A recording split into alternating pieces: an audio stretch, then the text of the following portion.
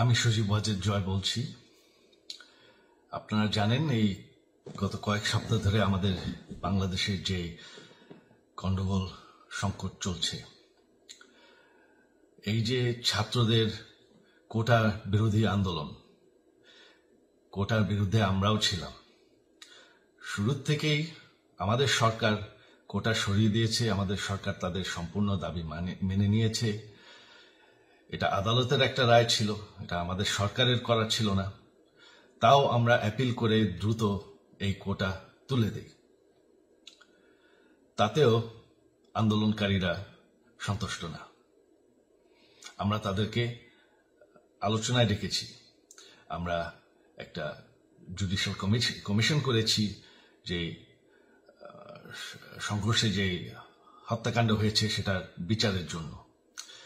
অনেক police officer যারা অতিরিক্ত ফোর্স ইউজ করেছে তাদেরকে আমরা সাসপেন্ড করেছি।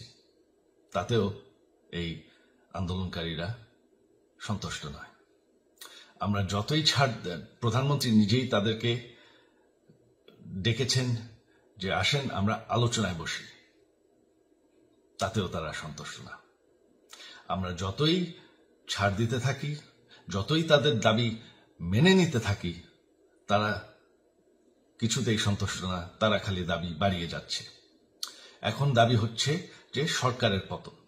তবে সরকারের পতন হওয়ার পর কি হবে, কি হবে এটা কেউ ভেবেছে? আমরা বাংলাদেশে গণতন্ত্র রক্ষা করে রাখতে চাই। সরকার পতন করে নতুন সরকার আসার সাংবিধানিক অনুযায়ী শুধুমাত্র একটি উপায় আছে, সেটা হচ্ছে নির্বাচন। আমাদের সুপ্রিম কোর্ট রায় দিয়েছে যে কোনো অনির্বাচিত সরকার 1 মিনিটের জন্য ক্ষমতা নিতে পারবে না। তো তাদের এই নির্বাচনের দাবিও যদি আমরা মেনে নেই, তো তারা তো এই পর্যন্ত কোনো দাবি, আমরা যত দাবিতেই রাজি হয়েছি তারা তাদের দাবি বেরিয়ে যাচ্ছে। তার মানে কি, আমরা যদি এখন এই নির্বাচন সরকার পতনের দাবিও মেনে নেই, তারা তখন দাবি করবে যে না, এই সরকারের আন্ডারে নির্বাচন, এই নির্বাচন আমরা মানব না। তখন কি হবে এটা কেউ ভেবেছে? জানি আমাদের সেই সুশীল সমাজ আবার আলোচনা করছে সেই তত্ত্বাবধায়ক সরকারের অভিজ্ঞতা তো আমাদের আছে। আপনারা ভুলে গেছেন সেই তত্ত্বাবধায়ক সরকারকে নষ্ট করে দেওয়া হয়েছিল বিএনপির আমলে ইলেকশন রিগ করার জন্য। তারপর যখন আরেক তত্ত্বাবধায়ক সরকার আসলো, দেশের কি অবস্থা হয়েছিল।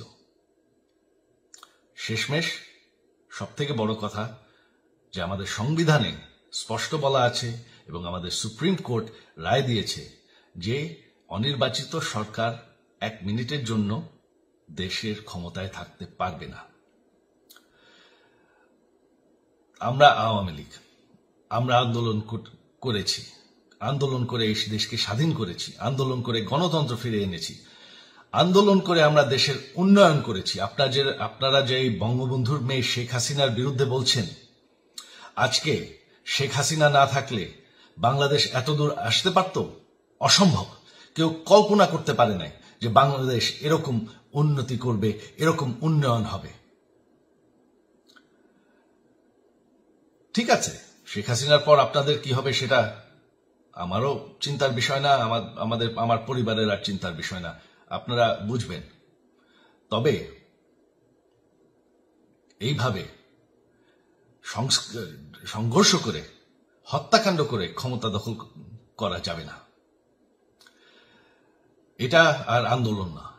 যখন পুলিশ হত্যা করা হচ্ছে, নিরীহ মানুষের উপর হত্যাকাণ্ড চলছে, মানুষের বাসায় আগুন দেওয়া হচ্ছে, জার্নালিস্টদেরকে হত্যা করা হচ্ছে, এটা হয়ে গেছে সন্ত্রাস।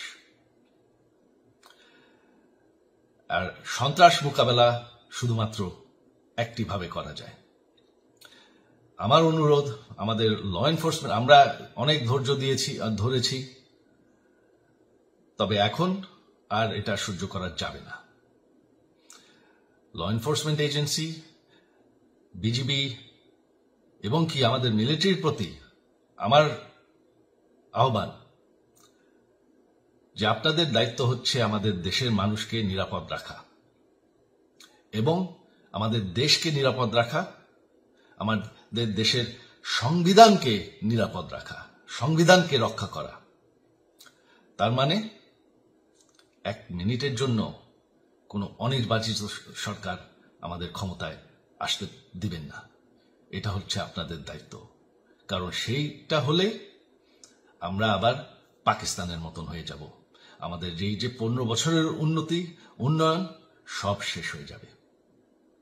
বাংলাদেশ এর থেকে আর কোনোদিন ফিরে আসবে না। আমিও সেটা চাই না, আপনারাও সেটা চান না। আমি সজীব ওয়াজের জয় যতদিন আমার পক্ষে সম্ভব আমি সেটা হতে দেব না। জয় বাংলা, জয় বঙ্গবন্ধু।